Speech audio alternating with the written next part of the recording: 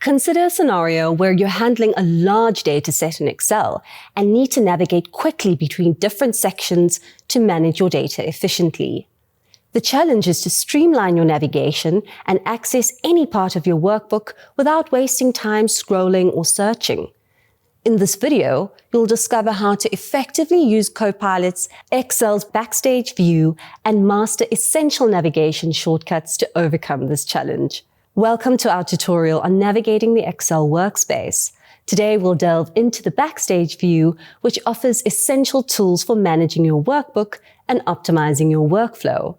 You'll also learn valuable shortcuts to swiftly move around your data, making your Excel experience more efficient and productive. By the end of this lesson, you will be able to explore the Backstage view to access and manage workbook tools and settings. Use keyboard shortcuts and navigation techniques to efficiently move around large data sets. Let's enter the Backstage view. You need to be familiar with this area as it provides tools and functions that apply to the workbook as a whole. A bonus is that this is also where the appearance of your workbooks can be customized to suit your preferences. To access the Backstage view, navigate to the top left and the first tab in the ribbon. This is the File tab. You can also use the keyboard shortcut Alt and F. On the left side is the navigation pane and we're currently in the Home section. Below Home, the new option allows you to create a new blank workbook or use a template. The Open option lets you access existing workbooks from your computer, OneDrive, or other cloud services. Next, below Open, you have the Share option that lets you collaborate by sharing your workbook with others for co-authoring in real time. This is a very handy feature in the workplace. Further below Share, you can find the Info section, where you can see details about your workbook and manage your document properties. For new workbooks, you will have a Save option, and for existing workbooks, you have the Save a Copy option to help you store all your hard work. You can save your file locally to your computer or to the cloud. Print provides options to preview and print your workbook and adjust various settings. The last option towards the bottom of the navigation pane I'd like to discuss is the Account option, where you manage your Microsoft subscriptions as well as Copilot and other settings like changing the theme and look of your workbooks. Please do explore these options to streamline your workflow and make the most of Excel. Speaking of saving time, let's explore how to streamline your navigation around the Excel workspace and learn some essential shortcuts. Let's return to the workspace. To do this, you can select the arrow icon on the top left of the screen or simply press Escape on your keyboard. Starting in Sheet 1, which is a blank worksheet, you can select cell A1. There are two ways to identify the active cell, which is the cell that you are currently editing. The active cell is highlighted by a green box, or in the top left, next to the formula bar, you will find what's known as a name box.